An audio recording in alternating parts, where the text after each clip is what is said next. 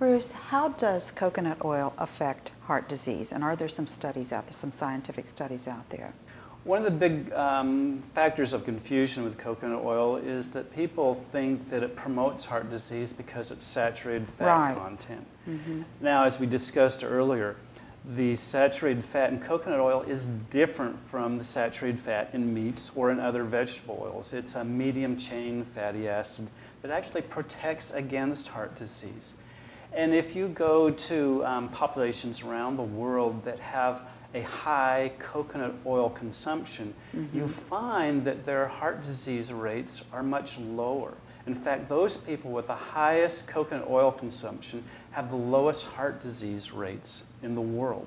For example, in Sri Lanka, in 1979, there was a survey that showed that every man, woman, and child in the country consumed the equivalent of 120 coconuts a year. That's a lot of coconut and a lot of coconut oil. But in that year, they had the lowest rate of heart disease in the world. 1 out of every 100,000 deaths was caused by heart disease.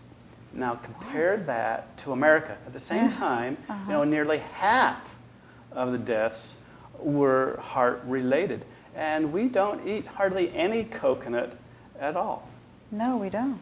Now, over time, in Sri Lanka, there's this anti-saturated fat campaign throughout the world, reduce your saturated fat content. So even in Sri Lanka, in the coconut regions, they started to reduce their saturated fat. And so coconut oil came down, and a very interesting thing happened.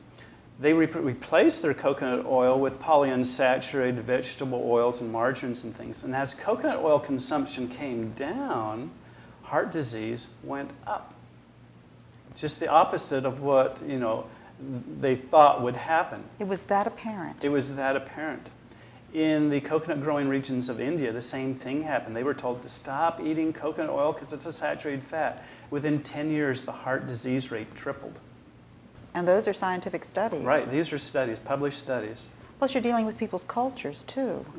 And so they were told something that they were eating was unhealthy, and then they became unhealthier by changing their diet. Right, and most of the heart disease cases in these coconut growing countries come from the cities where people eat the least amount of coconut oil because they eat the imported oils. Now when you go outside the cities into the villages that still rely on coconut oil as their primary source of dietary fat, heart disease is either rare or non-existent, even though that's the oil they eat predominantly in their diet.